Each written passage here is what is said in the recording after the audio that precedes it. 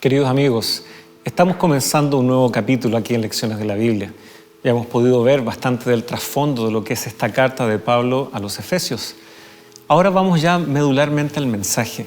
Y una de las primeras cosas que Pablo le dice a la iglesia es que nosotros podemos alzar nuestra mirada y ver que ahí en los lugares celestiales podemos tener también nuestro lugar junto a Jesucristo. ¿Qué significa esto para una iglesia que está luchando, batallando en contra del desánimo, expuesta también a tantas ideologías que podían distraer su perseverancia en la fe? ¿Cómo será que Pablo anima a la iglesia a perseverar en medio de este contexto? Vamos a descubrir que Dios está revelando a través de Jesucristo su plan de salvación. Y en ese plan hay lugar para ti y para mí, como herencia de Jesucristo para Dios. Así que quédese con nosotros aquí en Lecciones de la Biblia para explorar este tema.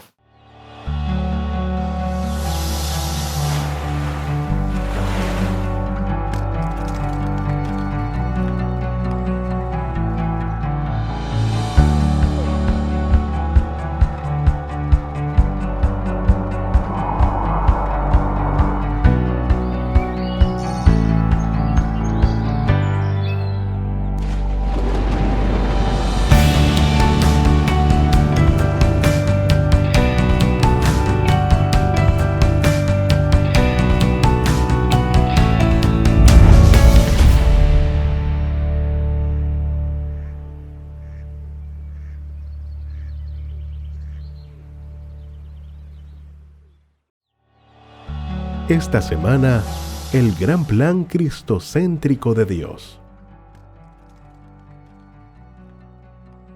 Alabado sea el Dios y Padre de nuestro Señor Jesucristo, que en Cristo nos bendijo con toda bendición espiritual en los cielos. Efesios capítulo 1, versículo 3. Queridos amigos, gracias por permanecer con nosotros, llegando ahora una nueva semana, un nuevo capítulo en esta serie que aborda la carta de Pablo a los Efesios. Una ciudad grande, como ya pudimos ver, muchas distracciones, muchos elementos que tal vez los alejaban de poder escuchar un mensaje como es el mensaje cristiano. Pero también pudimos ver que a través de milagros, grandes prodigios, el Espíritu Santo y la palabra de Dios fue llegando a los corazones. Pero hay que presentar también un plan, una mirada. Y ahí es donde nosotros vamos a dirigirnos ahora ya en este segundo capítulo. Y agradecemos también la presencia con nosotros del pastor Carlos Sánchez. Un gusto estar contigo nuevamente, Pablo. Un agrado siempre dirigirnos a nuestros hermanos para estudiar estos temas tan importantes. Así es. Y como ya introducíamos, ahora ya estamos abriendo el libro de Efesios propiamente tal, para justamente encontrar ¿cuál es esta propuesta de Pablo a la iglesia en Éfeso, justamente frente a los desafíos que ellos están enfrentando? Así que vamos a orar, queridos amigos, para que este estudio, este diálogo pueda ser provechoso y la palabra de Dios también llegue a nuestros corazones y nos muestre una clara forma de vivir también con una orientación volcada a Cristo Jesús. Oremos. Señor, en esta hora agradecemos la posibilidad de una vez más ir a tu palabra. Ahora justamente abriendo ya el libro de Pablo a los Efesios, que allí podamos encontrar justamente este gran mensaje, esta perspectiva tan clara que Pablo quiere comunicar, en donde Jesucristo está en el centro. Que en este diálogo, Señor, tú puedas manifestarte y nos des claridad, comprensión y también valentía para vivir en Cristo en las realidades que nos toca experimentar diariamente. Lo pedimos en el nombre de Jesús. Amén. Amén. Muy bien, justamente la lección, el capítulo de esta semana, el autor de estas guías de estudio le ha puesto este título, el gran plan cristocéntrico de Dios. Y bueno, Pablo, la verdad, después de su saludo, que es muy característico de él en sus cartas, y un saludo que incorpora gracia y paz, ¿no? Estas mismas ideas que ya habrían circulado tanto en el mundo judío, la paz, shalom, y la gracia, veniendo tal vez un poco más del saludo característico en el mundo greco-romano. Él va directo a lo que él quiere establecer. Allí, versículos 1 y 2 es su saludo, pero ya en el 3 encontramos la razón del por qué la lección de esta semana lleva este título. El centro es Cristo. ¿Qué dice este pasaje? ¿Por qué es tan importante? ¿Y por qué Pablo se enfoca directamente? Él no toma, más bien toma un atajo, ¿ya? Yeah. No va a desarrollar otras ideas antes. Él inmediatamente va a este versículo. Bendito sea el Dios y Padre de nuestro Señor Jesucristo, que nos ha bendecido con toda bendición espiritual. Y aquí agrega, en los lugares celestiales, en Cristo.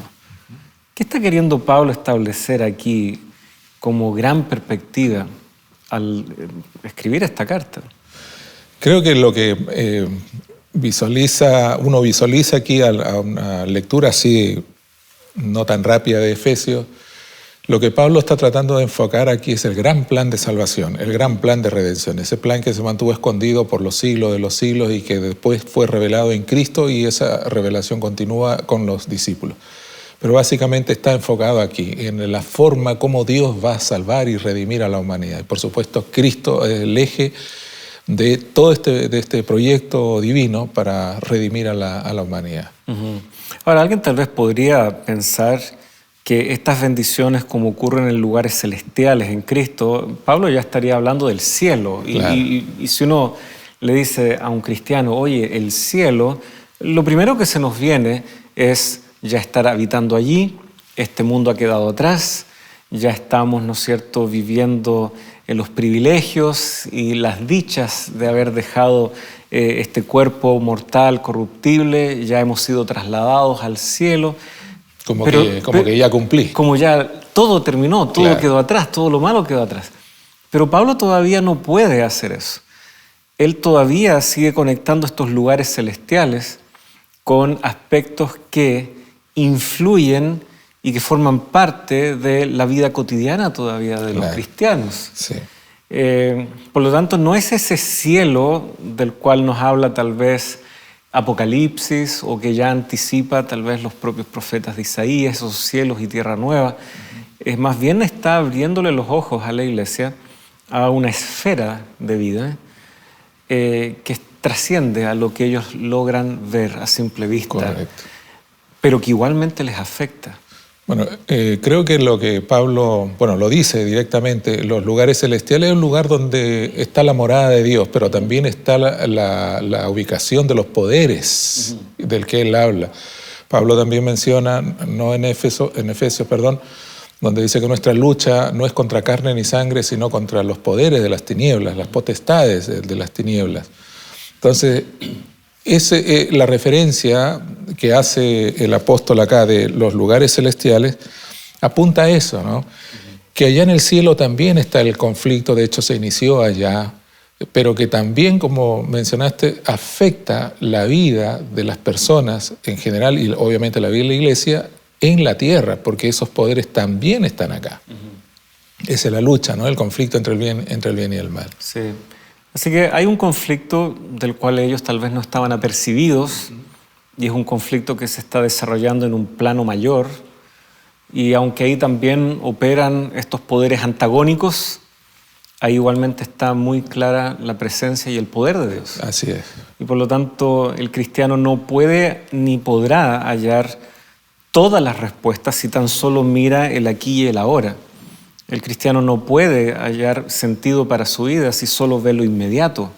El cristiano necesariamente ha entendido que tiene que pensar en el futuro, que tiene que pensar en que lo mejor está por venir y que las respuestas de Dios se van a manifestar no siempre en eso tan obvio o aparente.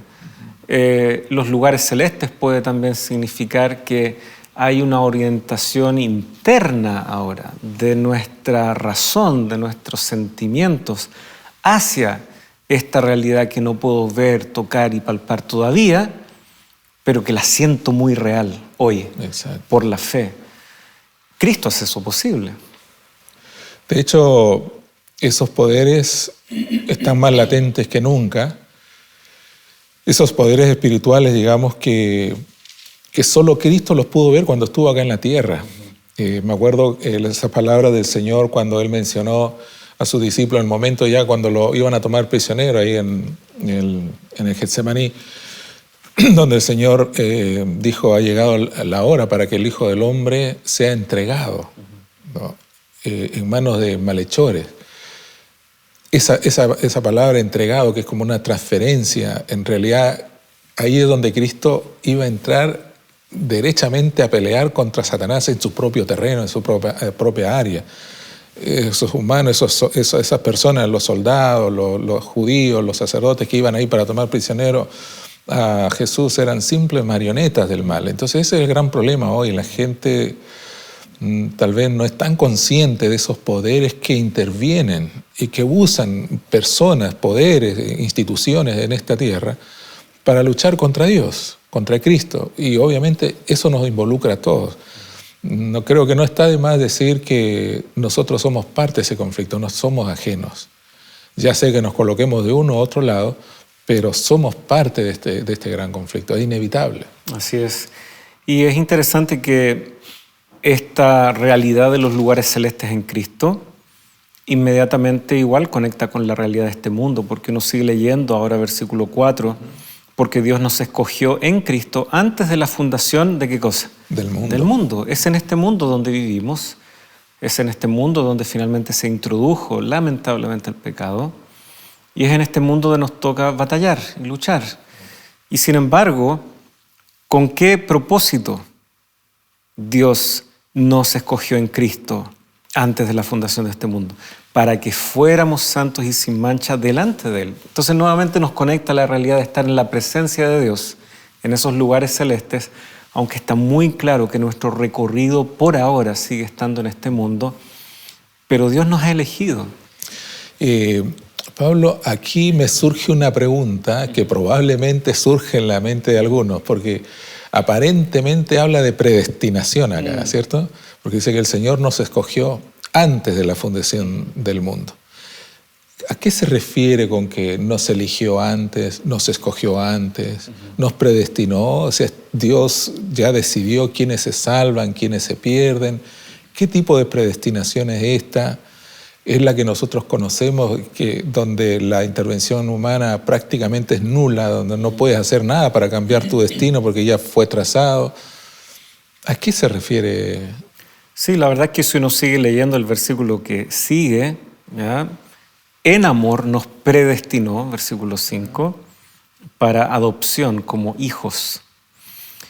Correcto. Hay varias formas de ir entendiendo qué significa esto en la teología de Pablo. Por un lado, él igualmente, y como se reflexionó ya en el bloque anterior, ellos están desanimándose.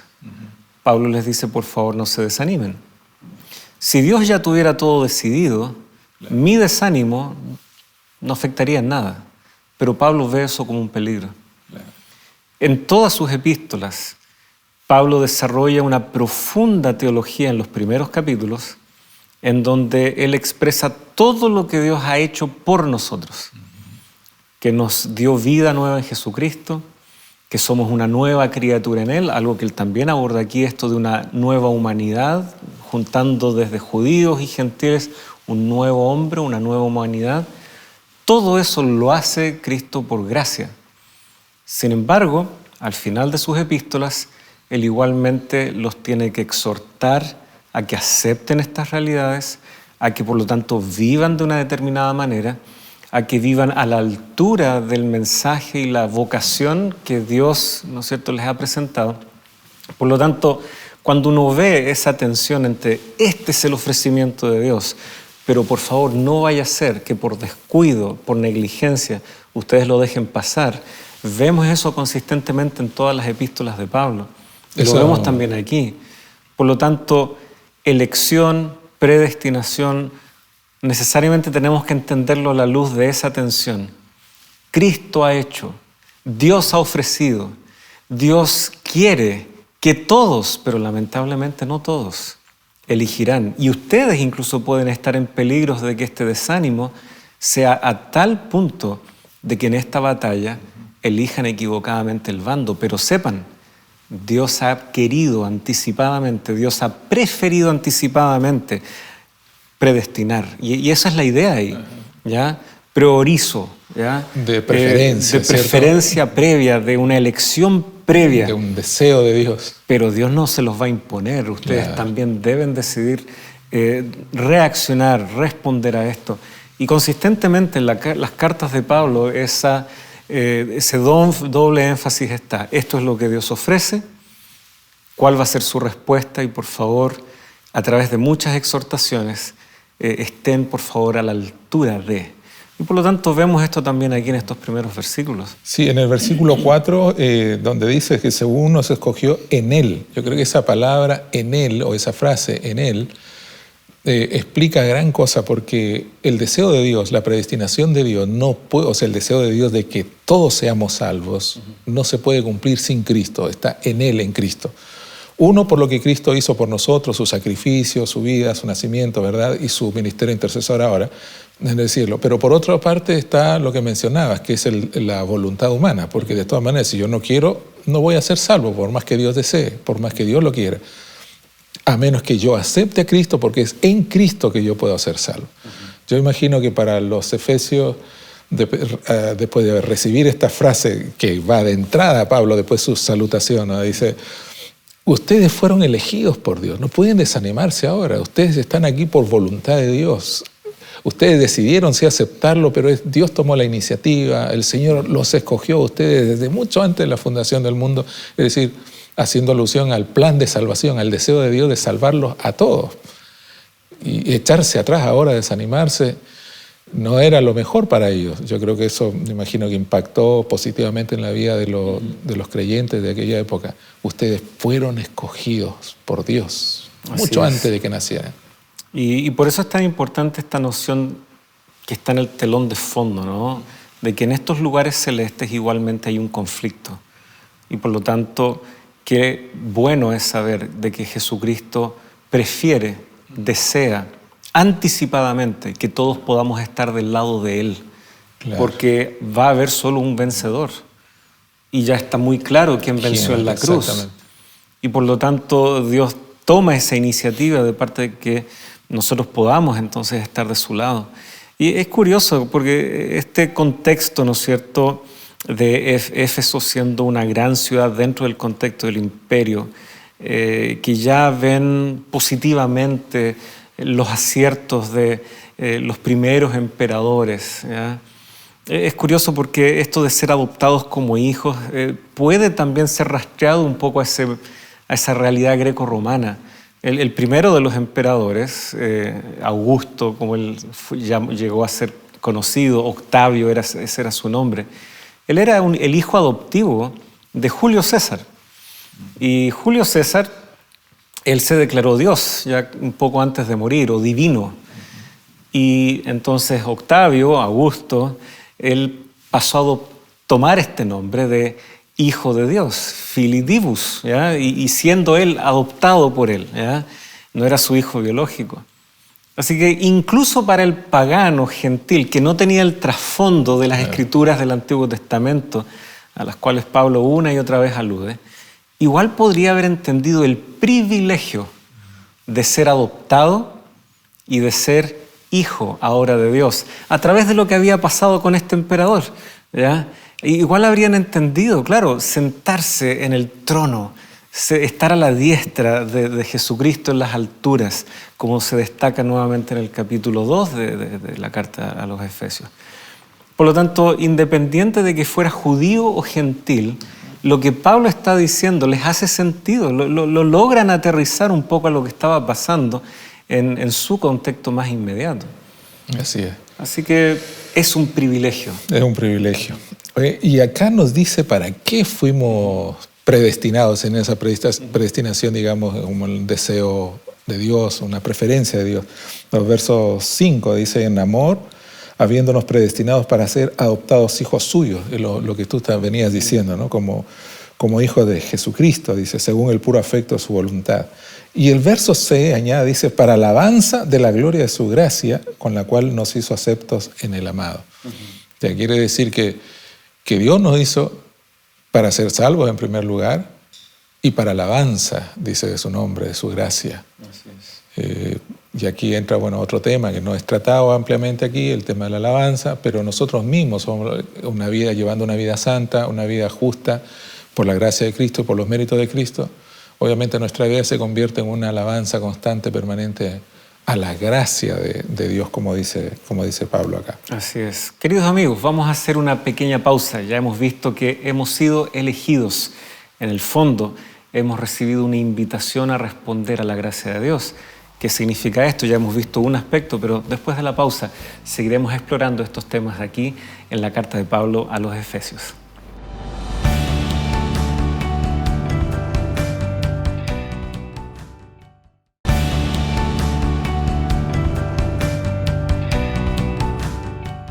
Hola amigos, qué gusto poder encontrarnos una vez más. ¿Alguna vez te has preguntado cuál es el poder de la oración? Esta pregunta y su respuesta la encontrarás en la guía de estudio titulada Dios me oye. Sin duda, a la luz de la Biblia encontrarás el plan de Dios para tu vida. Para obtenerla, solo debes escribir al número que está apareciendo en pantalla o también puedes ingresar a nuestro sitio web. Estaremos esperando por ti.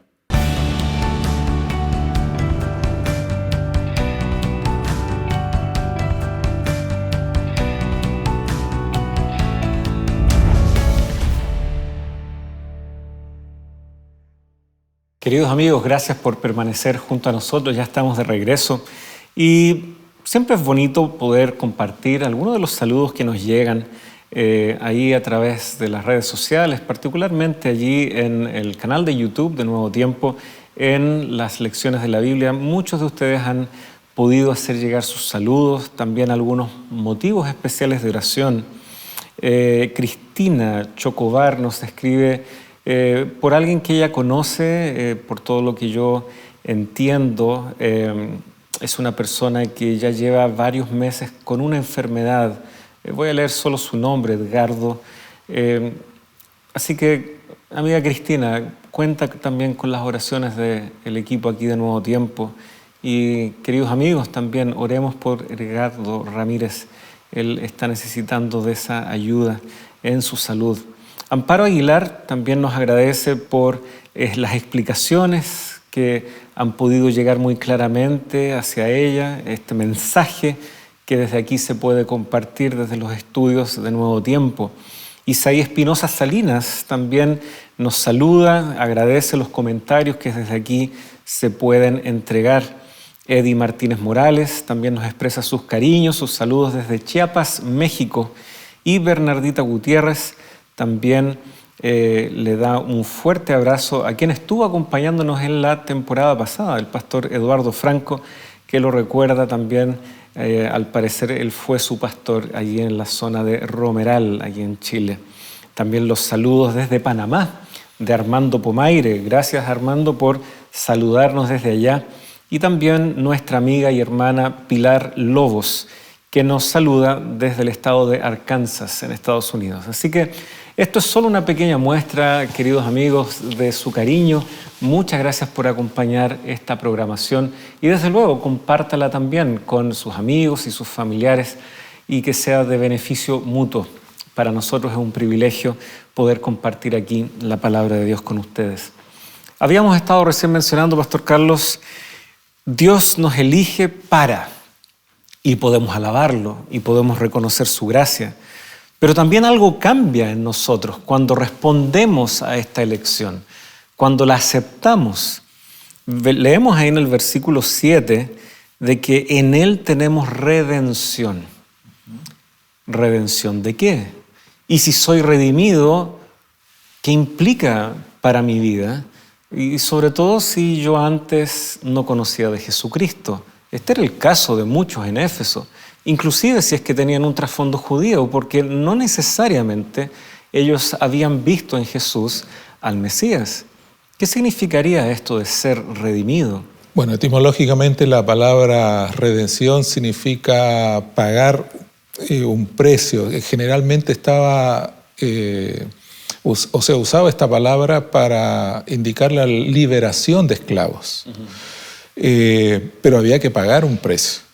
Entonces la idea de la redención es lo que hizo Cristo en favor de la humanidad y el precio alto que tuvo que pagar. Y el mismo versículo lo dice, verso 7, 1:7, donde dice, con su sangre.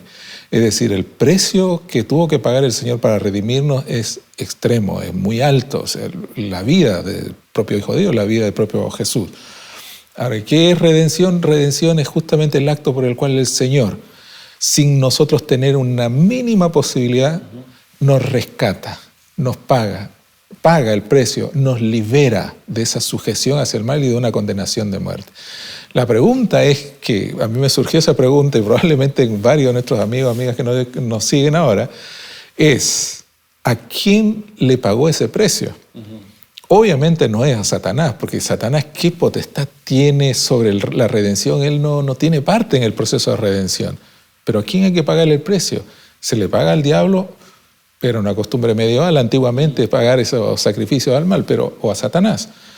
Pero no, ¿a quién entonces se le paga? O sea, Cristo murió para pagar un precio, pero ¿a quién le pagó ese precio? Sí, la verdad es que Pablo está tomando esta analogía, que de hecho Jesucristo también la trabaja. Uno de los textos principales en el Evangelio de Marcos, ahí en el capítulo 10, dar su vida en rescate. Ya viene también tomando esta misma noción. Pero son analogías. Y las analogías todas tienen, ¿no es cierto?, en algún momento un punto en donde ya no logran sustentar todo el mensaje que están transmitiendo. Y claro, la pregunta es natural y como usted decía, en el periodo medieval surge esta idea, bueno, le pagó a Satanás. No, nosotros teníamos un gran problema, que era que estamos esclavizados a esta esfera, a este ámbito en donde el pecado ha hecho su morada. Y por eso es tan importante leer este versículo a la luz de este concepto que Pablo ya establece allí, los lugares celestiales, los lugares celestes. Porque ahí está el conflicto. Y por lo tanto, lo que Pablo está diciendo es que nos rescata de la esfera del pecado y nos lleva a la esfera en donde está Él. Ese es el rescate. La analogía no pretende ahora también comunicar a quién se le paga algo, no. Siendo esclavos del pecado, sirviendo lamentablemente el pecado, que lo único que conduce es a la muerte, claro, hemos sido ahora trasladados a la esfera de Jesucristo, a la esfera en donde somos libres de la maldición de la ley. Por lo tanto, es una analogía que tiene como gran énfasis eso. Hemos sido rescatados. De hecho, hay una noción ya muy clara en el Antiguo Testamento, dos grandes momentos históricos en donde el pueblo es redimido. Es redimido desde Egipto, en el Éxodo, es redimido también cuando regresan desde Babilonia. ¿Hubo un pago ahí de parte de Dios hacia el faraón? ¿Hubo un pago de parte de Dios hacia Babilonia? No, al contrario, en ambos casos esos poderes fueron destruidos. Por lo tanto, la analogía en ese sentido cobra mucha más fuerza porque Satanás efectivamente es un enemigo derrotado. Dios no le está pagando nada a Satanás, al contrario, lo ha derrotado. Y al derrotar al artífice de esta esfera del pecado, de esta esfera de la maldición, nos ha traído finalmente a su esfera, a habitar con Él en los lugares celestes. Lo que sí queda claro es que el pecado tiene un precio, sí, ¿verdad? Y como dice la palabra de Dios también, que el pecado es la transgresión de la ley y es la ley la que nos condena a la muerte. Pablo repite mucho eso en sus escritos, la maldición de la ley, habla de la maldición de la ley, aun cuando estamos bajo la gracia del Señor, pero si vuelvo a pecar, nuevamente estoy bajo la maldición de la ley. La ley es la que nos condena a la muerte, al pecado, y para librarnos de esa maldición fue necesario que Cristo muriese, porque por eso dice en su sangre, el Calvario es digamos, la respuesta al gran problema del pecado. ¿Cómo salir nosotros de ese estado de condenación eterna, a muerte eterna por causa del pecado? Solo la muerte de Cristo, porque el que tenía que morir era yo, pero vino Cristo y murió. Pagó lo que la exigencia de la ley, ¿verdad? Que es la condenación, la muerte eterna. Ahora, pero claro, Satanás no tiene nada que ver acá, porque Satanás, ¿qué le van a pagar a Satanás? Él fue el autor del pecado. ¿Y qué precio podría él fijar? Claro, pero ¿te acuerdas cuando Jesús, inclusive en las tentaciones en el desierto, cuando Jesús le dice, mira, todo esto te lo doy. El único precio que tienes que pagar, arrodíllate y adórame. Y listo, y yo me voy de acá. O sea, él era dueño de este mundo, al menos se creía el dueño de todo este mundo. Y le estaba pidiendo al Creador que lo adorase. O sea, te imaginas que como que le estaba poniendo un costo muy barato, o sea, un precio muy... Yo me voy y retiro de acá, pero no. Satanás no es el que nos condena a la muerte. Ni él fija las condiciones. Ni él tampoco fija las condiciones, exactamente. Sí, y es aquí donde la analogía una vez más muestra nuestra incapacidad en el fondo. Un esclavo muy difícilmente podía librarse a sí mismo. Por sí mismo, no claro. que fuera imposible. En el mundo grecorromano había mucha movilidad social. Incluso quienes eran esclavos, dependiendo de quién era su amo, podían incluso tener más privilegios, ciertos privilegios o riquezas que incluso un hombre libre que a duras penas subsiste con su trabajo. Pero finalmente era bastante arduo y no tan fácil lograr uno mismo comprar su libertad. Y por eso la analogía finalmente viene a apuntar a eso. Lo que era imposible para nosotros lo ha hecho Jesucristo. Exacto. Yo creo que vale la pena igual resaltar dos aspectos por parte de Dios en ese plan de salvar a la humanidad, en ese plan de redimirnos. Una que es la redención en sí misma, que costó la vida del Hijo de Dios, el sacrificio, el Calvario, derramamiento de su sangre. Pero la otra es el propósito y lo que logra el Señor con su sacrificio, que es el perdón, que eso es fundamental. Y como dice la palabra del Señor también, donde el Señor dice que se deleita en perdonar, se deleita en misericordia, ¿no?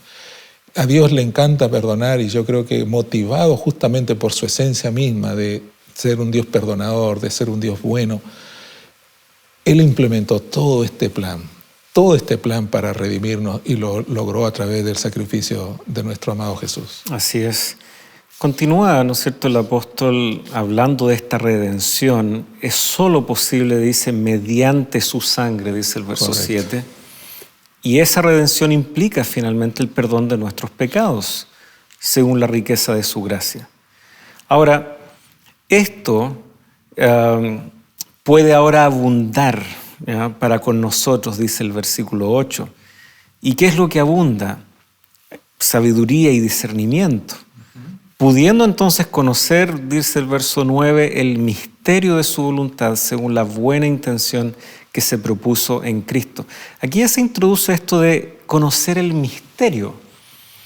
Y nuevamente, aquí hay que estar atento de que habían religiones de misterio en esa época, ¿ya? En los cultos paganos, donde unos pocos iniciados, conociendo cosas veladas para el común de la población y que tenían que pasar por ritos y ceremonias para llegar a ciertos conocimientos místicos de... No, eso no es. Misterio en la Biblia lo tenemos que rastrear al Antiguo Testamento, en donde es Dios quien revela los misterios. Es en donde Dios da a conocer a sus hijos piadosos lo que Él va a hacer respecto a ellos y la salvación y redención que Él busca introducir en su experiencia. Y bueno, Pablo está diciendo de que entre lo que Dios nos ha dado como parte de su gracia es el hecho de no desconocer los planes que Él tiene respecto a nosotros y que Dios abundantemente nos da sabiduría y discernimiento para conocer sus misterios, que ya no están ocultos. En Cristo se han dado a conocer. Sí. Si antes alguien podía preguntarse, si era judío, por ejemplo, vengo a ofrecer este corderito al templo, después, ¿no es cierto?, vengo y participo de este otro ritual del templo. Y él se preguntaba, pero ¿será que esto representa algo mayor? Y desde luego que sí. Pero había quedado un tanto oculto en la formalidad, en el ritual, que ahora llega Jesucristo y no lo reconocen. Y aunque Juan el Bautista dijo, aquí está el Cordero que quita el pecado del mundo, y no lo reconocieron. Y por lo tanto Jesucristo comienza a abrir nuevas verdades, nuevas realidades respecto a cómo Dios trabaja, pero también nos habilita para poder entender, nos permite discernir y nos da esa sabiduría. Dice el verso 8, ¿no?, que dice que hizo sobreabundar para con nosotros toda sabiduría e inteligencia. ¿Cuán abarcante es el plan de salvación de Dios? ¿Solamente se limita a la humanidad pecadora o al planeta en general, a nuestro planeta que fue contaminado por el pecado? ¿O es más abarcante que el planeta, va más allá, al universo entero? Yo creo que este plan de salvación que se mantuvo, como Pablo dice, ¿no?, una etiqueta que le pone al plan, un misterio escondido por los siglos de los siglos, pero que ahora pasa a ser revelado mediante su Hijo, el Hijo de Dios, que es nuestro Señor Jesucristo. Ese plan de redención, ¿cuán abarcante es? ¿Es solamente para nosotros? ¿Es solamente para los pecadores? ¿O abarca también el universo? Porque debemos entender que el pecado no solo afectó a la tierra. El pecado, acuérdense que el pecado comenzó allá arriba en el cielo. Aunque un tercio de ángeles decidió rebelarse contra Dios, quedaron otro buen poco de ángeles que todavía simpatizaban con los engaños de Satanás, pero que no se atrevieron a rebelarse directamente contra Dios. Entonces, y Dios sabía eso. Yo creo que este plan de redención, en primer lugar, vindicaría el carácter de Dios, ¿verdad? Todo el cielo entraría en armonía nuevamente con su Creador, pero también nosotros acá en la tierra, que fuimos directamente contaminados por el pecado. Así es, y ahí es donde nuevamente esta expresión que Pablo la va a ir repitiendo varias veces en su carta, en los lugares celestes, en los lugares celestiales, nos conecta justamente con el trono de Dios. Ahí en el capítulo 2, versículo 6, y con Él nos resucitó y con Él nos sentó en los lugares celestiales en Cristo Jesús. Y esto, viendo el resto de la enseñanza del Nuevo Testamento, es imposible no hacer la conexión con esa escena del trono, ahí en Apocalipsis, en donde hay 24 ancianos. Eso lo vimos en la temporada pasada. Vemos que hay símbolos muy claros que representan toda la creación de Dios, no solo restringida a este mundo. Allí en el trono de Dios se está resolviendo este problema universal que fue la aparición del pecado. Eso lo que usted dice es muy cierto. En Efesios, con esta expresión de los lugares celestes, Pablo les está mostrando de que aquí nosotros somos un escenario, pero quienes miran y contemplan son el universo es todo el universo. Exacto. Y por lo tanto lo que estaba en juego en la cruz y lo que se logró allí efectivamente trasciende solo nuestra experiencia puntual, sino que viene a resolver esta gran pugna, ¿no es cierto?, este conflicto entre el bien y el mal, entre Cristo y Satanás. Queridos amigos, ya llegó la hora de hacer una breve pausa y estamos con ustedes al seguir explorando este fascinante mensaje de aquí de Pablo a los Efesios.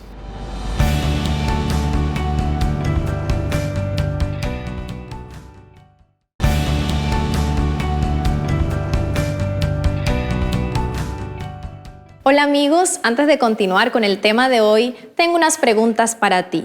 ¿Será que Dios existe? ¿Es la Biblia un libro confiable? ¿A dónde vamos después de morir? Si estás buscando respuesta a estas preguntas, hemos preparado la guía de estudio titulada En busca de la verdad. A lo largo de sus 15 lecciones encontrarás las enseñanzas de Dios para tu vida. Para obtenerla solo debes escribir al número que está apareciendo en pantalla o también puedes hacerlo ingresando a nuestro sitio web. Que Dios te bendiga y estaremos esperando por ti.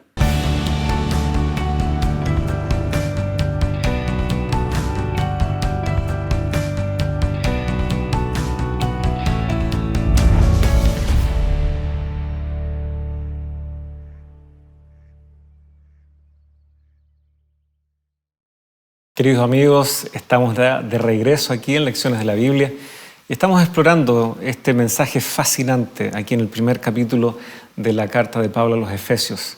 Saben que la Biblia tiene este poder de cautivar, de llevar no solo nuestra imaginación a esos ámbitos que van más allá de lo que nuestro ojo ve, también nos conectan con la persona de Jesucristo que ha hecho todo esto posible.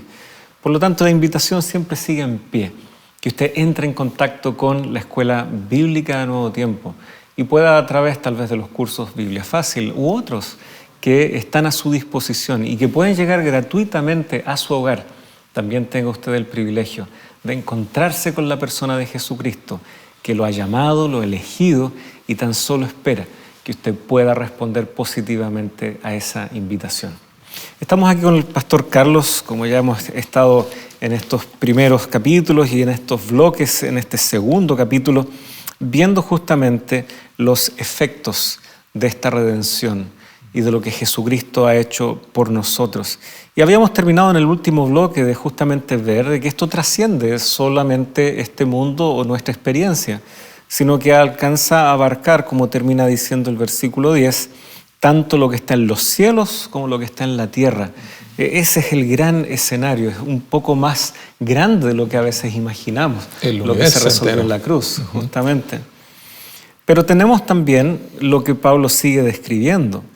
Esta elección, esta predestinación, tiene como finalidad que nosotros también podamos volcar nuestra mirada hacia un futuro que lamentablemente todavía no llega. Y ahí estamos, tal vez entre estos dos tiempos, ¿ya? El haber aceptado, pero aguardar todavía el desenlace. ¿Qué nos sustenta en esa espera? Es el ya, pero todavía. Es el ya, pero el todavía no. Todavía sí. no. Así es. Claro. Bueno, aquí habla de la herencia. El versículo 11 comienza resaltando un poco el tema de la herencia. Y dice, ¿a qué se refiere con la herencia? Yo creo que la herencia es lo que Dios ha hecho por nosotros, el plan de salvación. Pero a la larga, como hemos estudiado en la lección de escuela sabática de esta semana, nosotros mismos somos la herencia de Dios. O sea, hemos recibido de Dios una herencia que es el plan de salvación lograda en Cristo Jesús, pero a la larga también nosotros somos la herencia de Dios para el mundo. De hecho, en el Antiguo Testamento, y tenía marcado aquí en mi Biblia, Deuteronomio 4, versículo 20. Aquí se está haciendo un repaso de lo que ha sido la experiencia del pueblo. Ellos están ya a punto de entrar a la tierra y Moisés en estos grandes discursos, él repasa tanto la historia de ellos, las experiencias de ellos, como también las enseñanzas de Dios. Y allí en el versículo 20, Deuteronomio 4, 20, él también les señala algo muy interesante que conecta muy bien con lo que Pablo está diciendo en la carta a los de Efeso. Pero a ustedes el Señor los ha tomado y los ha sacado del horno de hierro de Egipto para que fueran pueblo de su heredad como lo son ahora. Lo que usted decía, somos nosotros finalmente esa heredad de Dios, somos esa herencia. Y finalmente no es tanto nosotros recibir una herencia, que también es cierto, pero tiene esta doble lectura. La heredad de Dios, la porción de Dios, en lo cual Él se goza, es que Él tiene para sí un pueblo que antes estaba en este horno de hierro que era Egipto. Y bueno, Pablo sin duda está invocando algunos de estos trasfondos en el mensaje que él ahora le presenta a los de Éfeso. Claro, no están en Egipto, pero están también sometidos a pruebas, dificultades, situaciones que, como ya vimos, pueden causar desánimo, más de los que el apóstol siente que él puede ver con normalidad. No, él está preocupado por la iglesia y ese desánimo. Pero de ahí Dios nos toma y pasamos a ser su especial tesoro. Yo no sé si alguna vez tú o alguno de nuestros amigos, amigas acá recibieron alguna herencia o algo de los padres generalmente, ¿no? Pero me imagino yo que uno se siente, digo, y me imagino porque yo nunca recibí yo tampoco, una herencia. Pero me imagino que la gente cuando escucha hablar así, algunos amigos, colegas que recibieron una herencia y lo dicen con alegría, obviamente, porque, claro, no tenían pensado y nunca, qué sé yo, visualizaron que en un momento recibirían algo que a lo mejor no, por lo cual no habían trabajado, nada, pero la reciben de regalo. Yo creo que para nosotros la herencia es ese plan de salvación, que no merecemos, que no trabajamos, no hicimos nada para lograrlo y que tuvo un precio muy alto y recibimos de herencia. Es el ya, la experiencia de ahora, el vivir ahora. Pero por otro lado, me pongo a pensar en lo que Pablo dice y lo que el autor de la lección menciona, y con el refuerzo del libro de Deuteronomio, que como pueblo nosotros somos herencia para Dios.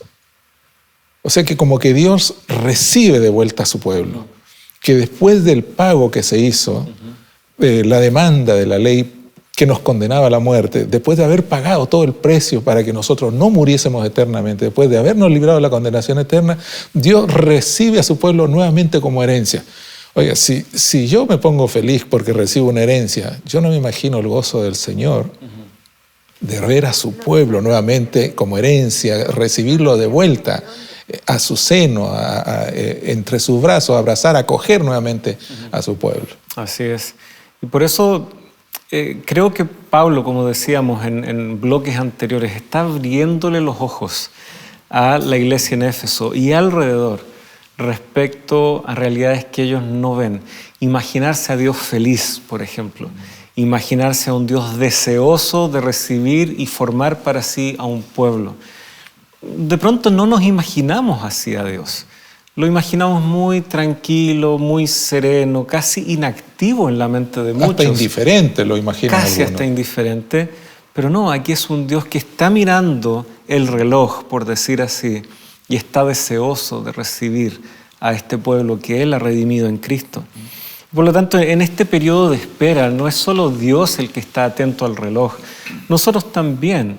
Pero Pablo, justamente sabiendo de que mirando el reloj podemos estar ansiosos, él establece un puente, diría yo, entre el hoy y la realidad de haber sido elegidos, de ser declarados herencia de Dios, al momento en donde finalmente esto será consumado. Y él introduce ahí el rol del Espíritu Santo. El Espíritu Santo nos sella, dice el versículo 13, habiendo escuchado el mensaje de la verdad, el evangelio de su salvación, y habiendo creído, dice, fueron sellados en él con el Espíritu Santo de la promesa. El Espíritu Santo está ligado aquí a un Dios que promete y que muy pronto esa promesa se va a desarrollar hasta ese glorioso desenlace. Pero será el Espíritu de la obra responsable de sustentarnos, de crear ese puente entre el presente y ese futuro que anhelamos. Me llama mucho la atención esa frase de sellados, de sellamiento, la acción de sellar. Es como marcar, ¿cierto?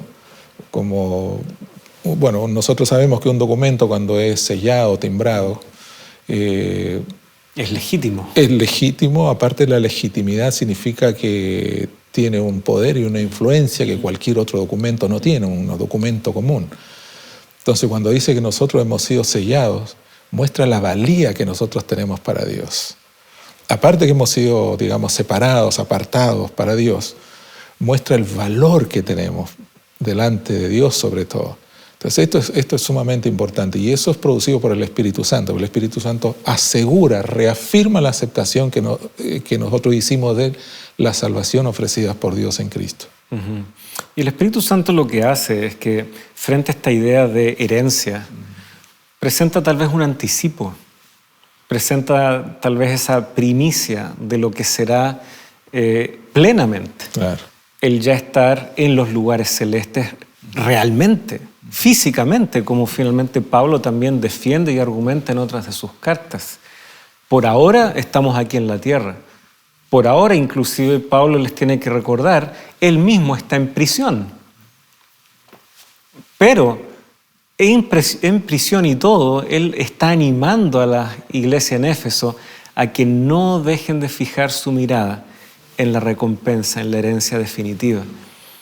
La única forma de que eso no se nos escabulla como agua entre los dedos es permitir la influencia del Espíritu Santo, que nuestra vida entienda las realidades cotidianas desde una perspectiva que contempla la obra de Cristo y ese gran desenlace, que a veces se nos pierde de vista.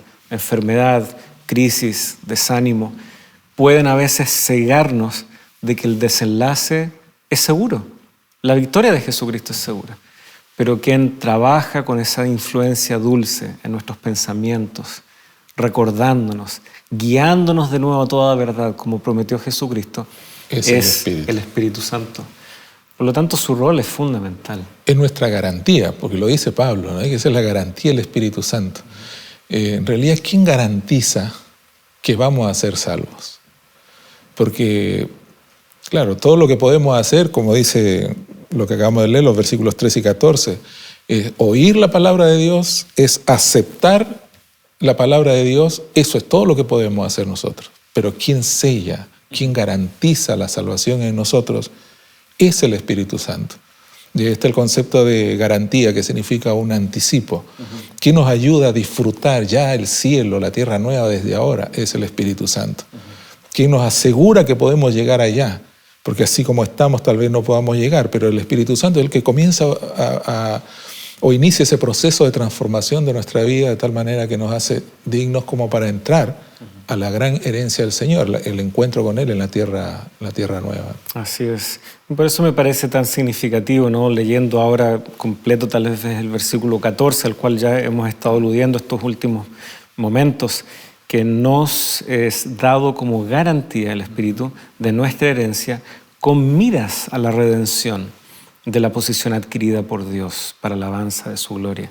Eso con miras.